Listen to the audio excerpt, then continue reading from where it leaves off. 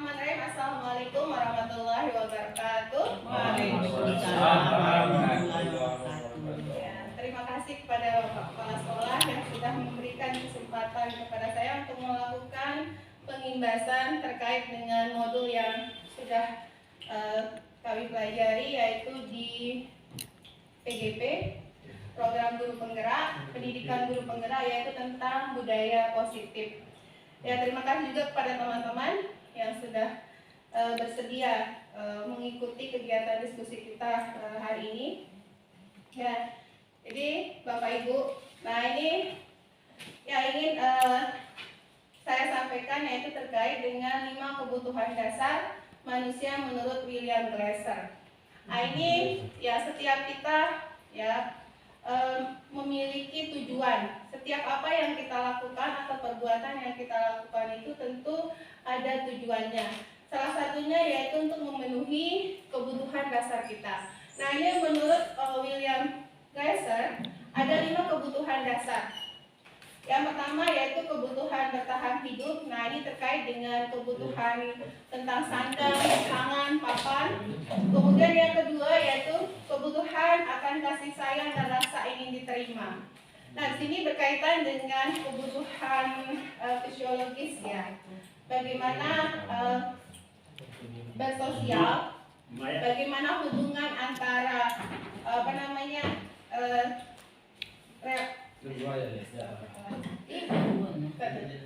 kebutuhan kasih sayang dan rasa ingin diterima ini bagaimana relasi sosialnya dengan baik itu sesama teman maupun sesama rekan sejawat. Nah, kemudian yang ketiga yaitu kebutuhan akan kebebasan. Nah, di sini kalau kita lihat ya peserta didik kita mungkin ketika belajar ada yang mengajukan, oh ibu, saya ini belajarnya seperti ini. Dan di sini juga dia membutuhkan kebebasan di dalam belajar. Kemudian yang keempat yaitu kebutuhan kesenangan. Kebutuhan mereka bisa dengan bermain dengan teman-temannya, atau mungkin ada juga di kelas. Siswa kita itu dia selalu mengajak kita bermain. Ayo ibu, sekali-kali ayo dong kita bermain, bosan kalau kita seperti ini terus. Nah gitu. Ada kebutuhan kesenangan juga. Kebutuhan penguasaan, yaitu kebutuhan akan kemampuan mereka. Ya, kemampuan akan prestasinya, kemampuan akan bakat dan minatnya dia diakui. Keinginan mereka untuk diakui tentang bakat dan minatnya. Nah, Bapak Ibu untuk lebih jelasnya, di sini ada videonya. Di sini akan dijelaskan lebih dekat tentang kebutuhan dasar manusia.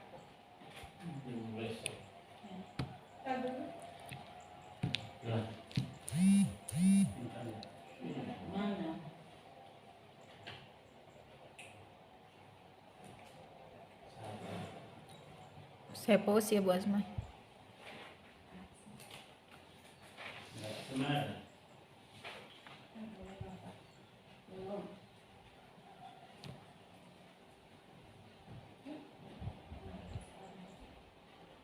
Jamur yang mengganggu hidup tanah.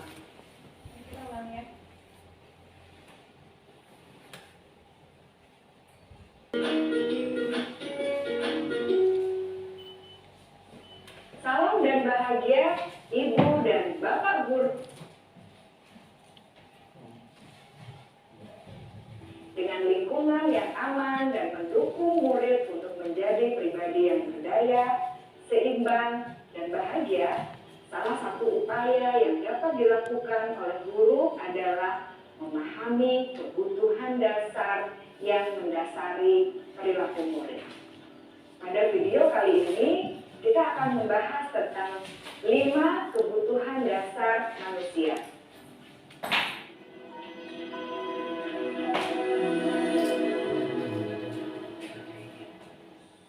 Ki Hajar Dewantara dalam salah satu kutipannya menyatakan, kita ambil contoh perbandingannya dengan hidup tumbuh-tumbuhan. Seorang petani dalam hakikatnya sama kewajibannya dengan seorang pendidik yang menanam padi misalnya. Hanya dapat menuntun tumbuhnya padi. Ia dapat memperbaiki kondisi tanah, memelihara tanaman padi, memberi pupuk dan air, membasmi ulat-ulat atau jamur-jamur yang mengganggu hidup tanaman padi, dan lain sebagainya. Ketika guru memahami kebutuhan apa yang mendasari perilaku murid, dan guru berusaha menuntun dan mendukung murid dalam memenuhi kebutuhannya secara positif, pada hakikatnya guru tersebut ibarat seorang petani yang sedang berusaha memahami kebutuhan masing-masing tanaman, dan ia berusaha memenuhi kebutuhan tanaman tersebut agar dapat tumbuh dengan subur dan maksimal.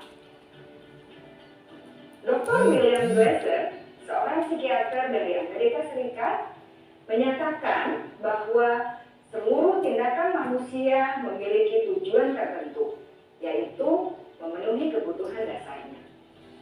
Ketika kelima kebutuhan dasar telah terpenuhi secara memadai, maka murid akan tumbuh dengan seimbang dan bahagia. Sebaliknya, ketika kebutuhan dasar tidak terpenuhi dengan baik, maka seseorang akan mengalami emosi negatif seperti bosan, sedih, dan kecewa. Bahkan mereka dapat melakukan perbuatan yang bertentangan dengan nilai-nilai kebajikan atau melanggar peraturan. Dengan kata lain, perilaku buruk seseorang biasanya adalah respons dari kebutuhan yang tidak terpenuhi. Namun, mereka tidak tahu cara untuk menyampaikannya. Ada 5 kebutuhan dasar manusia menurut Dr. William Glasser, yaitu yang pertama, kebutuhan untuk bertahan hidup atau survival. Yang kedua, kebutuhan untuk merasa diterima atau love and belonging. Yang ketiga, kebutuhan akan kebebasan atau freedom.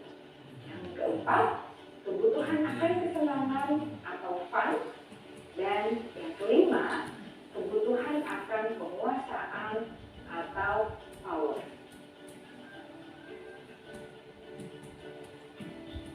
Kebutuhan dasar yang pertama adalah kebutuhan yang bersifat fisiologis untuk bertahan hidup atau survival. Misalnya, kesehatan, rumah, dan makanan. Kebutuhan biologis sebagai bagian dari proses reproduksi termasuk kebutuhan untuk tetap bertahan hidup. Kebutuhan untuk merasa aman juga termasuk dalam kebutuhan ini.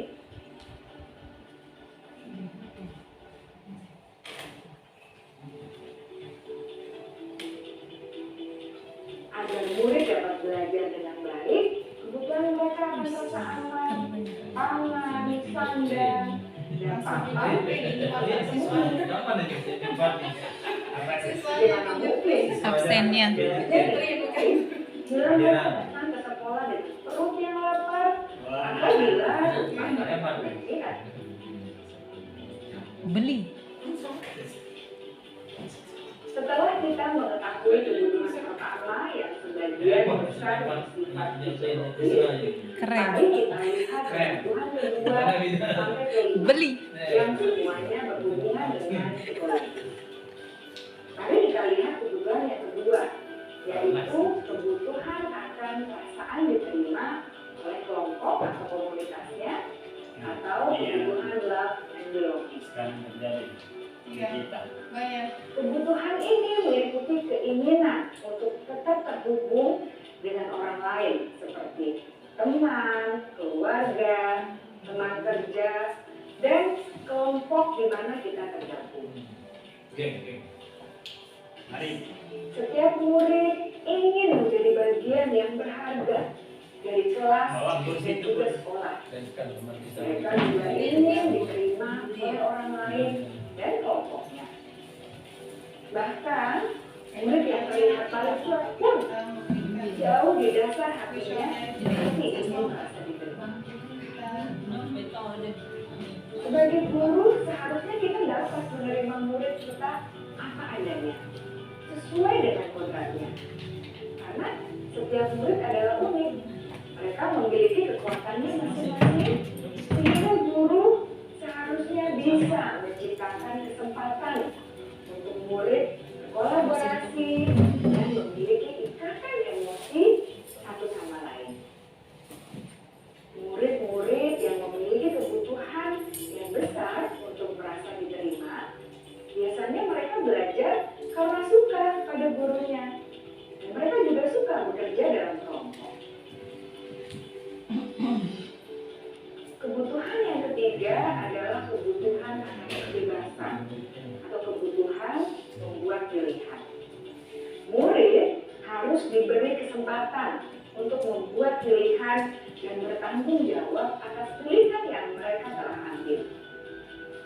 Memberi mereka kebebasan bukan berarti membiarkan mereka melakukan apa saja yang mereka mau, melainkan lebih memberi mereka kesempatan untuk membuat pilihan, menyuarakan pendapat mereka dengan percaya diri, dan memberi mereka kesempatan untuk mencoba hal-hal yang baru. Pembelajaran dengan metode yang beragam dan menarik juga akan memenuhi kebutuhan murid tentang kebebasan ini.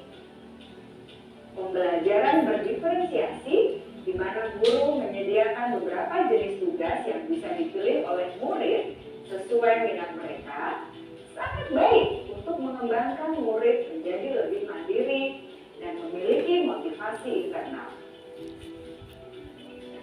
Karena kebutuhan akan kebebasan pada dasarnya adalah kebutuhan untuk mandiri, memiliki otonomi, memiliki pilihan, dan mampu mengendalikan arah hidupnya sendiri.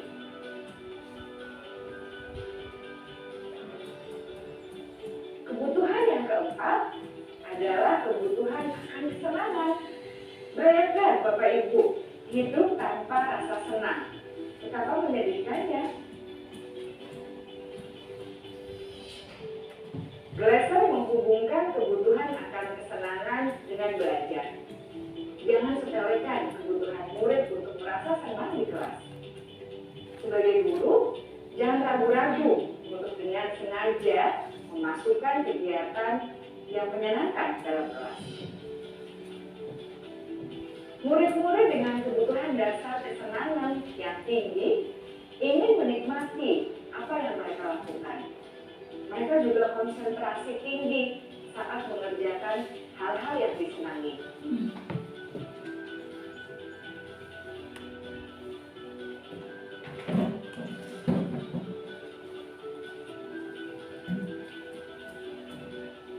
Kebutuhan yang kelima adalah kebutuhan akan penguasaan.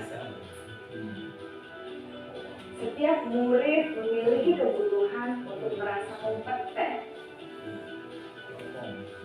menjadi terampil, diakui pencapaian dan keterampilannya, didengarkan, berdampak dan pengaruh, dan memiliki rasa harga diri. Mereka sebaiknya diberi kesempatan untuk membuat keputusan tentang hal-hal yang penting dalam hidupnya dan tidak merasa dikontrol oleh sistem sekolah. Pada murid yang telah menginjak usia remaja, seringkali mereka merasa tidak memegang kendali atas kehidupannya sendiri, karena guru kerap kali berpengaruh dalam mengambil keputusan. Murid-murid yang memiliki kebutuhan dasar akan penguasaan yang tinggi biasanya selalu ingin menjadi pemimpin. Mereka juga suka mengamati sebelum mencoba hal-hal yang baru. Mereka juga perfeksionis dan merasa kecewa bila melakukan kesalahan.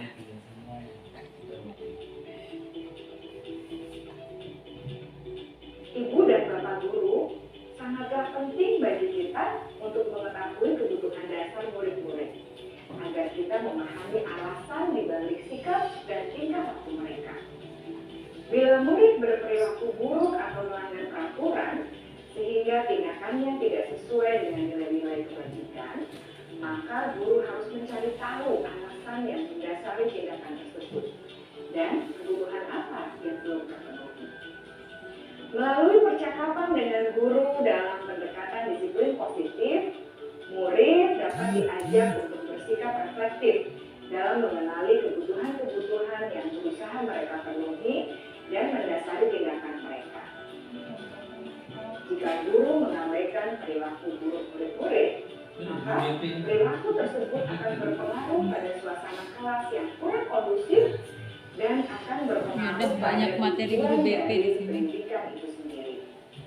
Ibu bapak guru hebat, mari kita menjadi guru yang lebih baik dengan memahami kebutuhan dasar murid-murid kita dan senantiasa membimbing mereka untuk menjadi pribadi yang berdaya, seimbang, dan bahagia. Salam dan bahagia, ibu dan bapak guru hebat.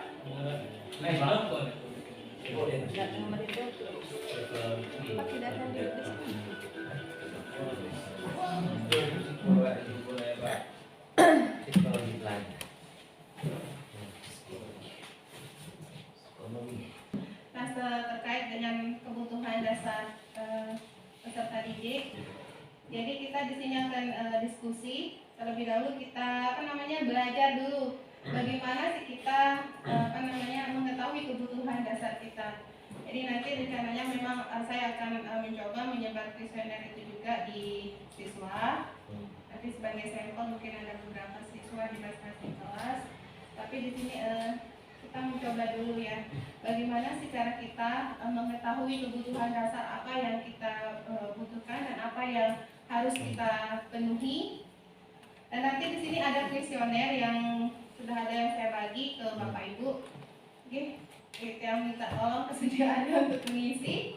Ya, kita sama-sama berdiskusi karena ini juga yang sangat perlu supaya kita nanti di kelas juga bisa memetakan kebutuhan dasar dari anak didik kita. Di sana sudah ada kuesionernya. Nah, ini ada 40 kuesioner. Nah, itu berkaitan dengan 5 kebutuhan dasar tadi itu ya, bertahan hidup. Tapi di sini yang bertahan hidup tidak dimasukkan karena itu memang hal yang paling mendasar ya, bukan berkaitan dengan psikologis anak, tapi sudah fisiologis, hal yang harus memang dipenuhi gitu ya, tentang sandang, pangan, dan papan itu. Nah, di sini yang 4 yaitu kebutuhan akan kesenangan, kebebasan, kemudian penguasaan, dan rasa ingin diterima dan kasih sayang. Jadi ada 40 itu yang akan kita isi. Tadi sudah ada teman-teman yang sudah saya bagikan. Mungkin ada yang ingin menanggapi dari kuesioner yang sudah diisi.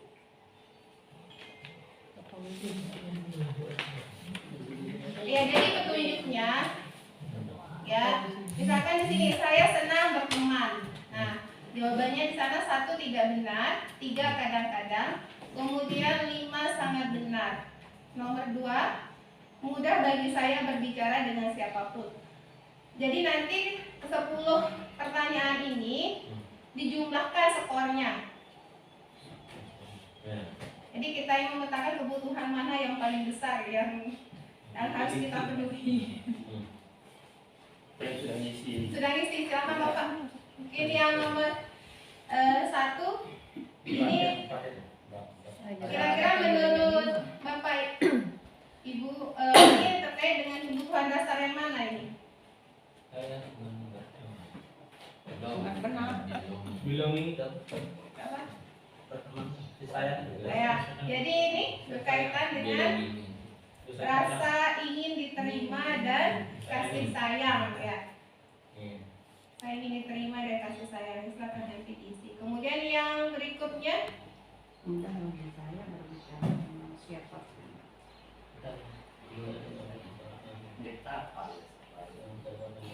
yang ada yang kebebasan, kemudian ada yang Masuk telinga kanan, penguasaan, keluar telinga kiri.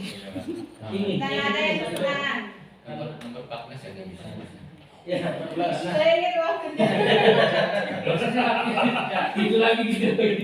Ini kan ingin saja. Oke. Ingin saja. Saya lagi ingin saja walaupun dia nggak bener itu. Kalau sudah ingin sudah benar ya. Sudah benar walaupun belum ya, tapi ada niat. Ingin kan? Di sini pertanyaan ingin. Kok saya jawabannya nomor 5 semua ya? Oh hebat, nomor 5 suka. Hampir semua. Yang banyak sekali. Saya suka takut menjadi mencoba. bahan. Iya, nah ini nomor 20 sampai 30. Sampai 19 ini. Saya tidak suka disuruh-suruh. Saya 5. tidak suka. Nomor 5, benar. Sangat benar. Kadang Kadang-kadang Belum. Oh dia balik ke arah tenda. Belum. Saya kira. berapa kali? Katanya orang pikir saya lucu. Orang berpikir saya bodoh. Oh iya. Gimana tidak? Kira-kira kamu tentang apa ini? Do tidak lah. Kesenangan ya. Kesenangan kalau ini Saya memiliki koleksi. Apa koleksi? Koleksi itu. Koleksi cinta. Koleksi kembang. Koleksi jadi jilbab. nanti setelah diisi ya Bapak Ibu. Nah, jadi kebutuhan dasar yang nomor 1 sampai 10 itu adalah kasih sayang dan rasa ingin diterima. Kemudian yang 11 sampai 20 itu penguasaan, yaitu ingin diakui kemampuannya, ya, prestasinya. Bagi saya termasuk yang tidak mau Berarti diakui. di nomor 1 sampai 10 itu ya. kasih Kebebasan sayang. itu 21 sampai 30 dan kesederhanaan itu 31 sampai Pak Oji 40. Mungkin ada Bapak Ibu yang sedang mengisi. Pak Oji ini. Bagi saya kata Apa beri yang mau mulai diakui? Ada Bu Ya, Maya. ya. Kenapa Pak? Penguasaan 11 sampai 20 Diakui. kebebasan dan kesenangan. Yang paling poin, yang paling Tidak tinggi menonjol. berarti di penguasaannya kurang. Iya. Berarti itu memang harus ini segera dipenuhi. Kalau kekurangan itu. Nomor 1 sampai 10. Kasih sayang dan rasa diterima. Nomor 1 sampai nomor 10. Love and belonging. Saya luar biasa kalau 1 sampai 10 ini. 5 saja ya? Iya, Jawabannya. iya. 1 sampai 10. Ada yang Siapa kadang-kadang. nggak bebas? 3 ya. 1 sampai 10 itu 5 saya 4, 3 saya 3, 1 saya 2. Di antara yang 4 mana yang lebih tinggi Bapak? 5. Pasti. 5 Bapak. Ada yang terempat yang ini. Di antara 4 yang ini dari nomor Yang terempat yang ini. Yang kasih sayang, rasa diterima, penguasaan, kebebasan. Kasih sayang paling tinggi saya. Berarti kurang kasih sayang Pak. Kasih sayang. bukan rasa itu lebih tinggi daripada Orang belayang. Iya. Pelayan. Lain Kayak Masa masih simpanan, LDR. simpanan. Paham. Kayak orang masih LDR doang. 11.20 saya loh. Butuh 11.20 ini apa sih? 11 sampai 20 Nomornya itu. kebebasan. Nomornya itu. Iya, nomornya nomor 11 sampai 20 yang Iya. bukakan ya nomornya 11 sampai 20. 11 sampai Nah, 20 saya saya tidak suka membuat kesalahan. Nah. Iya. Saya tidak suka perubahan. Parah ini. Parah ini tidak suka perubahan. Padahal dia yang membuat perubahan. Saya takut mencoba hal baru. Saya tidak suka perubahan. Tidak benar. Mungkin saya berempat. Saya ingin ruang kerja saya. Kalau nggak ada Pak Atip mana kita bisa Google Form. Haji. Ya. Kenapa itu nama saya? Coba hal yang baru. Iya. Kebutuhan mana yang paling tinggi skornya dan mana yang paling rendah? Nah, bagaimana Bapak Ibu guru melihat informasi tentang kebutuhan dasar kita sendiri dan apakah ada hubungannya dengan motivasi dalam melakukan sesuatu? Adakah hal yang menarik yang kita temukan? Ada. Skornya adalah Ada. Ternyata memang dalam pembelajaran memang rasa diterima, rasa ingin bahagia, rasa apa tadi memang sangat dibutuhkan siswa dalam pembelajaran, dan penting bagi kita sebagai guru untuk menghadirkan hal-hal tadi agar pembelajaran juga membuat siswa menjadi senang. Mungkin itu. Hubungannya berarti baik-baik saja. Berarti hubungannya baik. Ya, jadi ya memang benar apa yang disampaikan oleh Bu Ida bahwa ya memang Mantap. keempat kebutuhan psikologis itu selain dari kebutuhan fisiologis yaitu bertahan hidup itu memang harus kita hadirkan dalam proses pelaksanaan pembelajaran di kelas. Nah, bagaimana anak supaya senang dalam belajar, dengan mereka senang mereka akan lebih mudah dalam menerima pembelajaran. Kemudian ada kebebasan di sana. Kebebasan kalau saya perhatikan ya, di kebebasan ini memang harus perlu kita dekati anak-anak kita yang pendiam. Ya, anak-anak kita yang pendiam, penguasaan juga di kebebasan dan penguasaan. Banyak sekali anak-anak kita yang diam ini, tapi sebenarnya kemampuan mereka itu luar biasa. Jadi mereka membutuhkan pengakuan atas kompetensi yang mereka miliki. Mungkin ada lagi tanggapan dari Pelajaran eksak paling Sama. and belonging. And belonging. Perhatian, harus benar-benar kita melakukan pendekatan secara personal di sini di pelajaran eksak. Gimana Bapak yang kita sama-sama eksak loh, udah tadi tanggapan. Iya, betul. Ya, betul sekali. Ya, betul. Oh, mantap. Ya, memang anak-anak itu butuh rasa dihargai. Buktinya kan kita harus memberikan apresiasi, kata-kata motivasi. Itu menunjukkan memang anak-anak itu butuh rasa dan penghargaan seperti itu. Tapi Ya. mana orang Jadi yang dia berbicara? merasa dirinya diterima, dibutuhkan, dihargai. Coba, mana orang yang berbicara? Sudah mengundang pembangun tetapi tidak menyiapkan posisi. Ada yang berani menggunakan kursi saya. Biasa akan soal batur-batur ini sakit-sakit main. Coba, mana yang berbicara? Lumayan betul lonjor orang Kalau dari poin SDK. nomor 4 itu nomor 10 ya. Ya Pak. Pak Haji Hayati punya. Pokoknya dari ruang kopi ngobrol-ngobrol no mami hul geruk. Nah, ini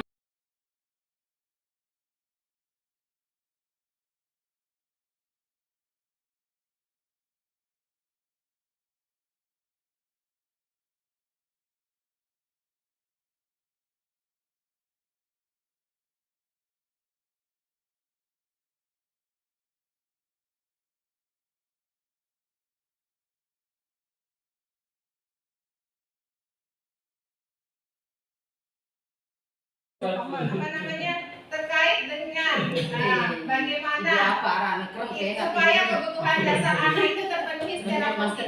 Tentunya kita memerlukan kontrol atau motivasi intrinsik dan ekstrinsik juga. Nah, jadi di sini ada teori kontrol, tapi di sini ada 5 yang disampaikan oleh teori kontrol. Nah, ini ada 5 posisi kontrol. Nah, supaya kebutuhan peserta didik terpenuhi secara positif lah. Bagaimana sih kita harus Salam bahagia Ibu dan Bapak Guru hebat. Dalam penerapan disiplin positif restitusi, salah satu program yang dikembangkan adalah 5 posisi kontrol. 5 posisi kontrol dalam restitusi adalah proses perjalanan seorang pendidik agar dapat mengenali dirinya. Pada video kali ini, kita akan membahas tentang 5 posisi kontrol yang dikembangkan oleh Diane Gosson dan contoh penerapannya.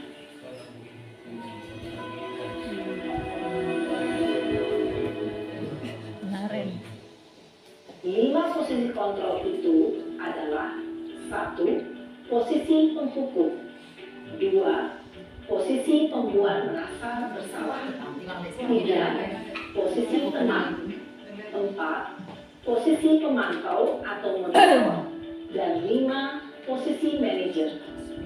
Untuk lebih memahami kelima posisi tersebut, mari kita saksikan kasus Naren yang terlambat hadir 20 menit di sekolah dan melihat bagaimana kelima posisi kontrol dalam menghadapi masalah tersebut.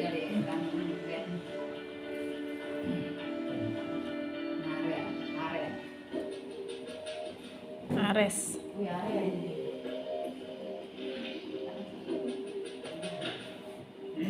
Ini Basma nih.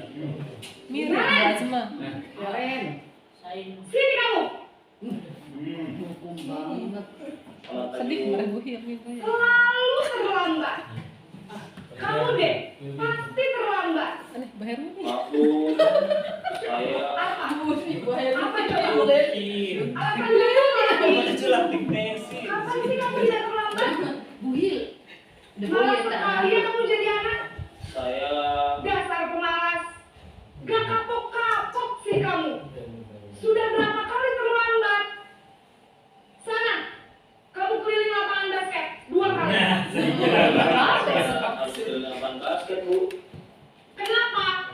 Kamu lawan ibu. Berani-beraninya jawab. Mas Andi. Sudah terlambat, masih berani jawab pula.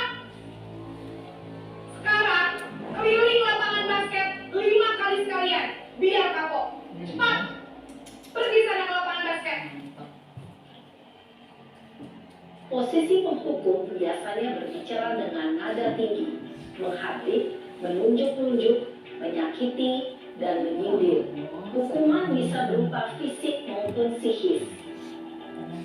Ibu dan bapak guru hebat. Dampak yang terjadi pada murid ketika guru berada pada posisi penghukum adalah murid cenderung akan memberontak, bahkan menyimpan dendam.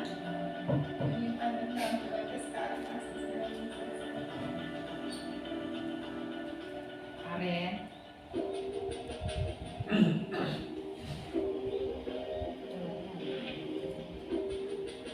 Naren telat latih. Naren, Ibunya Selamat pagi, Bu. Naren. Kamu kenapa terlambat lagi, nak? Ya Tuhan, Naren. Kamu senang ya bikin ibu susah ya? Kalau kamu terlambat lagi, nanti ibu yang ditegur bapak kepala sekolah, nak.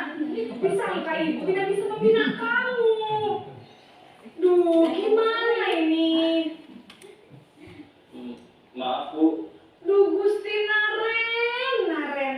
Kamu suka ya kalau ibu ditegur bapak kepala sekolah? Terus, sekarang ibu harus tulis apa ini ibu absen? Ini kamu sudah sering terlambat loh. Diem aja. Angka sampai Ya dalam sudah, nanti keliling. lain kali jangan bikin ibu susah lagi ya nak ya. Ibu tidak akan kuat lagi kalau kamu gini terus. Bisa jantungan kalau ibu ditegur bapak kepala sekolah. Harus kuat. Sana cepat kelas. Maaf ya, Bu. Maaf sekali. Posisi pembuat rasa bersalah berbicara dengan nada tenang, cenderung lembut. Namun kata-kata yang diutarakan membuat murid merasa menjadi orang yang gagal. Memandang buruk dirinya sendiri, merasa tidak berharga, dan tidak sanggup membahagiakan orang lain. Ketika guru mengambil posisi pembuat rasa bersalah, murid akan menganggap dirinya yang bersalah dan ia akan menyimpan emosi negatif tersebut di dalam dirinya.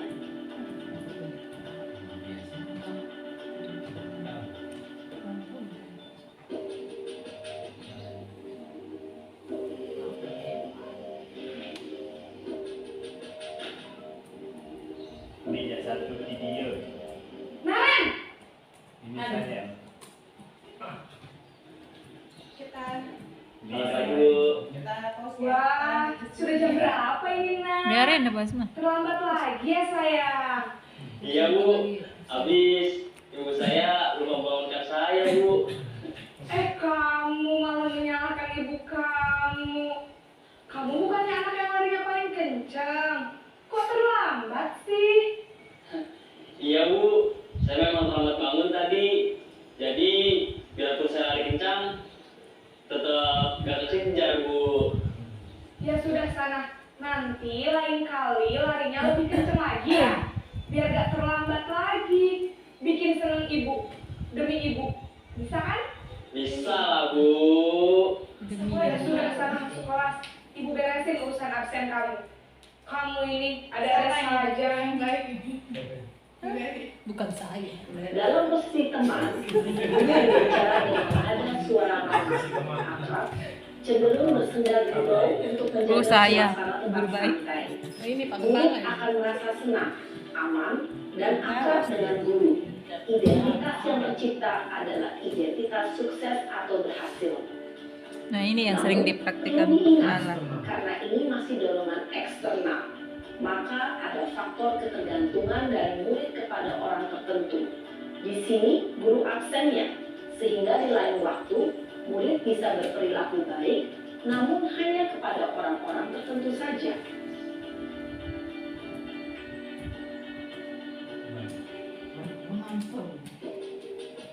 Yang terakhir yang sering dipraktikkan Pak Kepala itu posisi manajerial.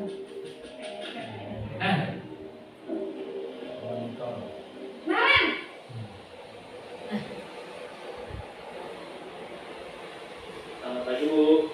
Naren, apa peraturan sekolah kita tentang jam berapa kita harus masuk sekolah, Nak? Kita harus di sekolah jam 7 Bu. Iya, betul. Sekarang sudah jam 7.20. Naren sudah tahu konsekuensinya jika terlambat hadir. Paham Bu. Saya harus tinggal kelas pas jam istirahat selama 20 menit. Iya, benar. Konsekuensinya demikian. Jadi nanti jam 9.30 pas istirahat, kamu harus tinggal di kelas, kerjakan tugas tambahan untuk ketertinggalan kamu, ya? Baik Bu. Posisi pemantau mengandalkan penghitungan atau data untuk mengontrol murid. Guru mengarahkan murid berdasarkan peraturan dan konsekuensi. Seorang pemantau menunjukkan bahasa tubuh dan ekspresi wajah yang datar dan cenderung formal.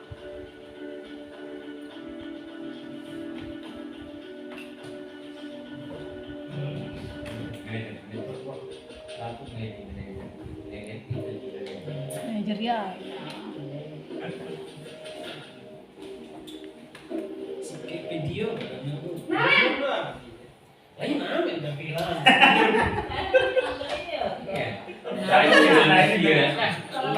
Biar kita bisa membedakan. Saya terlambat. Iya, sekolah masuknya jam 7, sekarang Jam jam 5 peran. Jadi sekarang bagaimana ya, Ren? Maaf Bu. Saya lupa setel alarm saya semalam. Baiklah. Nah, ini yang sering dipraktikkan Pak Kepala ini, yang mana manajerial. yang perlu kamu tingkatkan? Menghargai diri sendiri dan orang lain mungkin ya Bu. Setuju. Jadi, apakah Naren meyakini prinsip saling menghormati tersebut? Iya Bu, saya meyakininya. Apakah Naren bersedia memperbaiki masalah keterlambatan ini? Bersedia Bu. Bagaimana kamu akan perbaiki masalah keterlambatan ini? Saya akan coba untuk tidak lupa menyetel alarm saya Bu. Baik, kalau Naren lupa menyetel alarm di rumah, ada orang yang kira-kira bisa bantu mengingatkan tidak? Ada Bu. Kakak saya, Kak Emma. Ada lagi selain Kak Emma? Selain Kak Emma, ada ibu saya. Baik, jadi yang mengingatkan Naren adalah Kak Emma dan ibu kamu ya? Kira-kira akan mulai setel alarm kapan nih Naren? Setelah pulang sekolah, akan segera saya lakukan. Baik, jadi Naren akan setel alarm untuk bangun besok pagi dan akan diingatkan oleh kakak dan ibunda Naren ya. Ada lagi yang mungkin perlu dilakukan Naren agar tidak terlambat bangun lagi? Tidak ada Bu. Baik Naren, terima kasih untuk kerjasama kamu. Sekarang kamu perlu kembali ke kelas untuk belajar. Baik Bu, terima kasih. Posisi manajer adalah posisi kontrol yang disarankan untuk membimbing murid memiliki sikap disiplin yang positif, yaitu murid yang mandiri, bertanggung jawab, dan dapat memecahkan masalah. Tujuan dari posisi ini adalah agar murid dapat berefleksi atas tindakannya. Guru akan dengan tulus memberikan pertanyaan-pertanyaan bermakna, sehingga membuat murid dapat belajar dari kesalahannya dan mencari sebuah solusi untuk menyelesaikannya. Ibu dan Bapak guru hebat, setelah mengamati adegan kelima posisi kontrol tadi, kira-kira posisi mana yang paling ideal? Posisi mana yang dapat menunjang motivasi intrinsik murid? Ya, tentu posisi manajer. Posisi ini memang posisi ideal yang ingin dituju setiap pendidik. Pada posisi inilah, guru dapat menerapkan disiplin positif yang berpihak pada murid, yang memerdekakan murid. Perjalanan seorang pendidik tentunya tidak mudah untuk sampai pada posisi seorang manajer. Namun, tujuan kita pasti, yaitu menciptakan murid-murid yang mandiri, merdeka, dan bertanggung jawab. Semoga penggambaran 5 posisi kontrol yang telah diperlihatkan ini dapat menjadi ajang refleksi bagi kita semua, agar dapat terus mengasah dan menerapkan disiplin positif yang memerdekakan murid. Mari terus berlatih dan bersemangat. Selamat menerapkan. Salam dan bahagia, Ibu dan Bapak Guru hebat.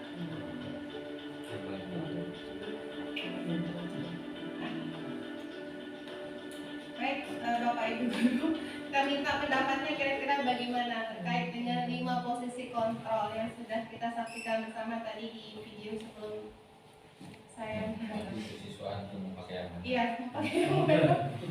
Pak Haji Hayati. Itu yang terakhir. yang paling cocok nih kira-kira kita berada pada posisi yang mana ini? Apakah penghukum, pembuat rasa bersalah, teman, manajer, atau pemantau? Semuanya kita punya Pak, yang penghukum ada, yang teman ada, yang pembuat rasa bersalah ada, Tergantung yang pemantau ada, kondisinya. dan semuanya ada di masing-masing Tergantung guru. kondisinya. Tapi bisa nggak videonya itu diganti? Jangan ibu yang kasih contoh. Kelihatan sekali ibu itu dengan banyak bicaranya, dengan cewek-ceweknya. Bisa nggak bapak-bapak jadi videonya? Benar ketemu dari itu, jadi semua ini ada karakternya sendiri. Tergantung kebutuhan. Paket yang mana? Tergantung kebutuhan. Paket yang mana? Tergantung kondisi dan kebutuhan. Kalau Bapak gimana? Bisa jadi semua. Rasanya pada posisi teman kan? Teman. Bu Il senang yang mana katanya? Tapi memang posisi yang paling ideal itu adalah posisi manajer. Dimana nanti tadi kan sudah kita mendengarkan bahwa penghukum ada dampak yang didapatkan oleh siswa, di mana siswa akan selalu mengingat, ya. Kemudian pembuat rasa bersalah juga. Dan ya memang manajerial adalah posisi yang paling ideal untuk interaksi kita dengan siswa. Tapi memang tidak apa namanya posisi penghukum, nah ini yang tidak perlu ada ini adalah pembuat rasa bersalah. Posisi penghukum, teman, pemantau memang menurut saya harus ada di sekolah biar ada kontrol bagi siswa untuk tindakan-tindakannya. Tetapi memang yang paling ideal adalah posisi manajerial. Itu menurut saya. Terima kasih atas tanggapan Bapak Ibu Guru terkait dengan 5 posisi kontrol ini. Memang benar ya, posisi yang paling ideal itu yaitu posisi manajer. Tetapi ini menurut pendapat saya juga ya, kalau pas dari modul ya ini bahwa posisi yang ideal manajer, tapi 5 posisi kontrol ini memang harus ada kondisional sesuai dengan karakteristik dari peserta didik. Tapi kalau lebih baiknya kita melaksanakan posisi manajer dulu, ya, pemantau, teman, membuat rasa bersalah. Kemudian kalau seandainya lupa posisi kontrol itu tidak bisa ya, jalan terakhir yaitu ini kan tujuan kita juga demi peserta didik supaya tumbuh budaya positif itu sendiri. Nah, sebelum dilanjut latihan itu, posisi manajer ini sangat dibutuhkan terutama oleh guru BK. Iya, benar Bapak. Guru BK sehingga tidak langsung kita pada proses penghakiman atau penyelesaian kasusnya langsung to the point. Ya. Jadi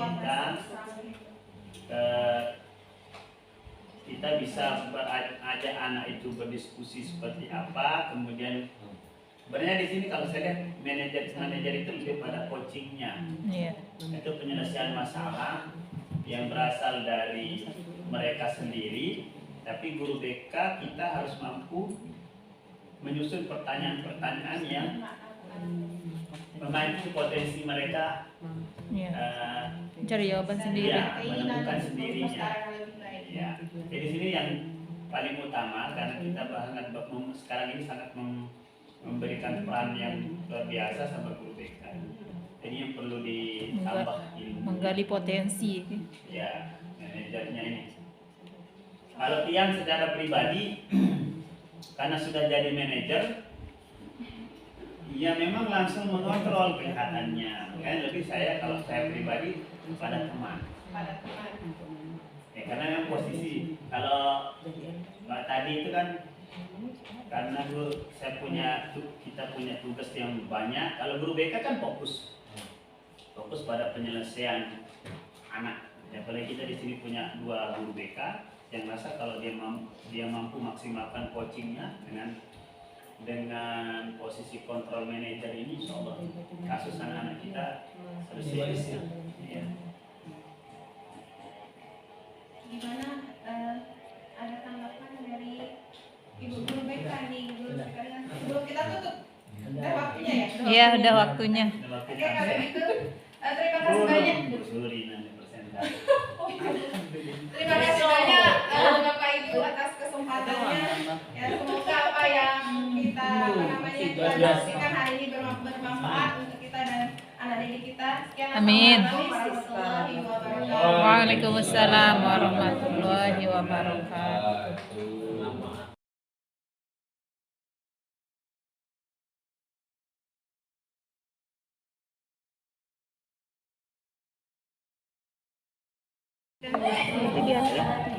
Ya, jadi kita akan membuat keyakinan baru seperti tadi.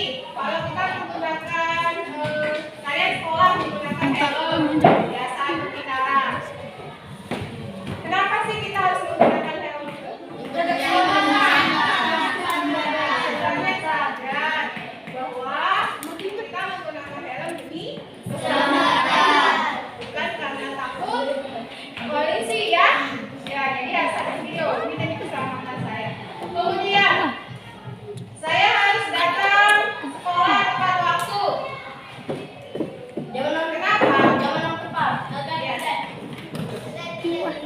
Ya. Agar tidak ketinggalan pelajaran. Nah, ada sadar sendiri. Oh, saya harus datang tepat waktu supaya tidak ketinggalan pelajaran. Nah, itu termasuk dalam perbuatan apa itu? Disiplin. Nah, nanti itu yang akan kita buat keyakinannya.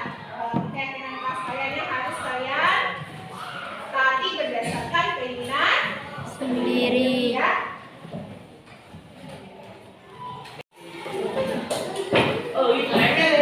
Boleh ditempel.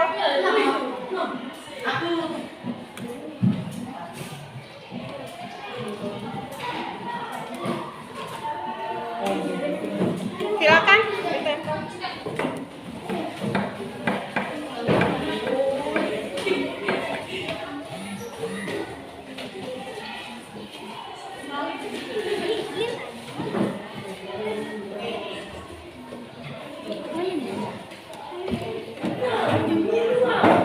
Yang bisa ditempel di atas ya. Oke.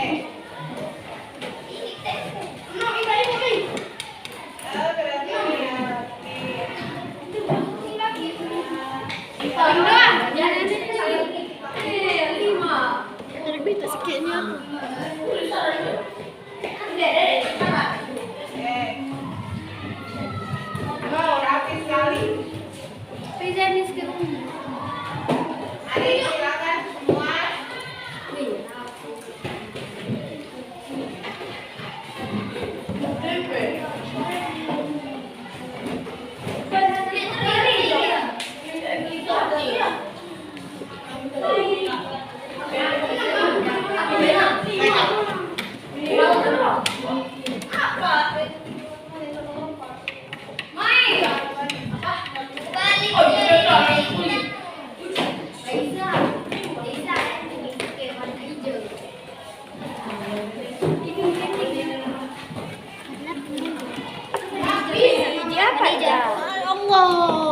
Siapa Eja?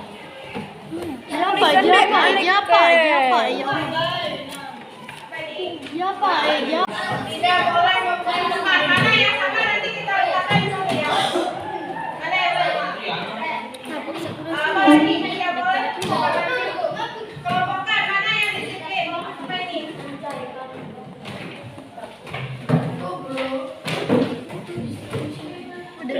Ricky. Wow.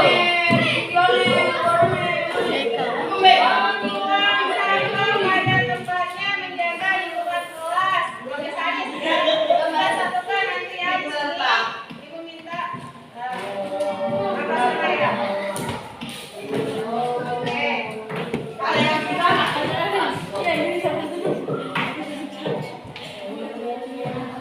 Ibu menbaik.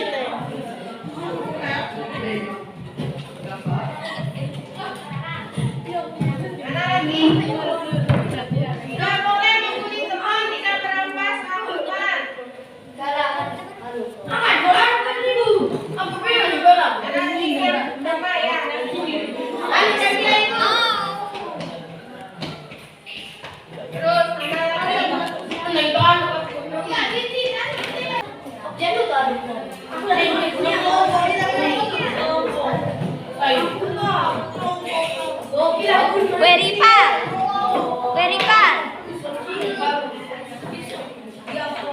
Weripal.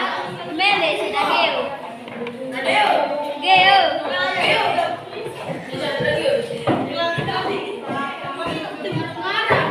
Kelas 5.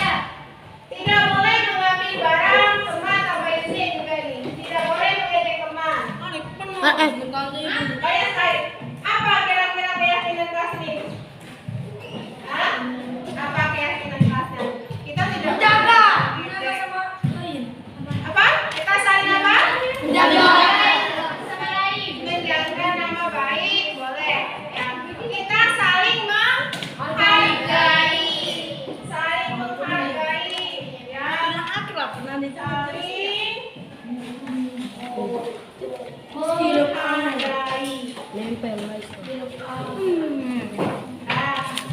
menghargai dan menghormati. Kita saling menghargai, menghormati teman. Jadi saling menghargai dan menghormati. Kemudian di bawah tidak boleh nyontek. Saat ujian ini apa? Aturan. Tidak boleh menyontek. Ya. Mengerjakan tugas dengan jujur. Ya, memang ini adalah aturan tidak boleh menyontek. Tapi kita harus sadar diri bahwa kita dalam mengerjakan sesuatu harus memiliki kejujuran.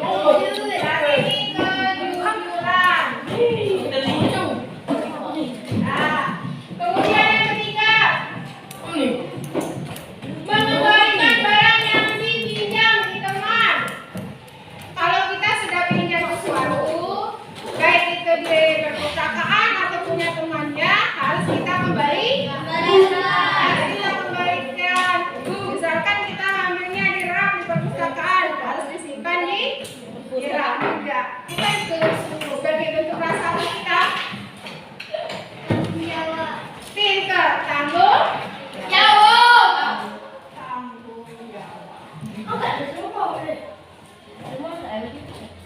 Iya, jadi kita sudah menemukan 5 keyakinan kelasnya di sini kelas 7A. Yang pertama apa? Disiplin. Harus ketiga, kebersihan. Tanggung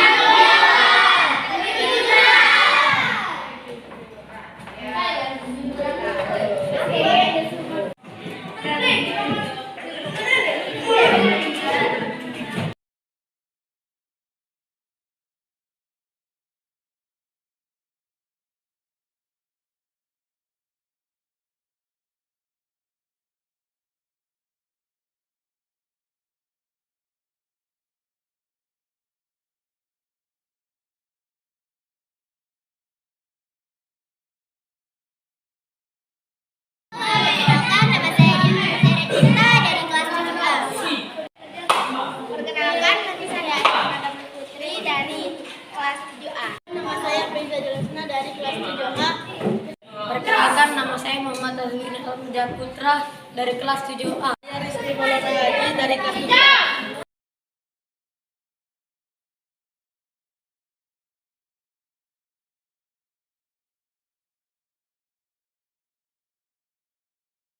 Sangat senang dan menyenangkan. Senang dan menyenangkan. Sangat senang dan menyenangkan. Sangat senang. Sangat senang.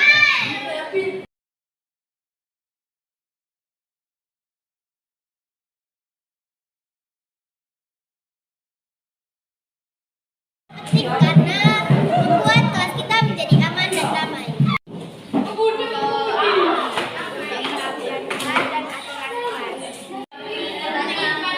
Penting agar kita disiplin dalam menjadi murid yang lebih baik.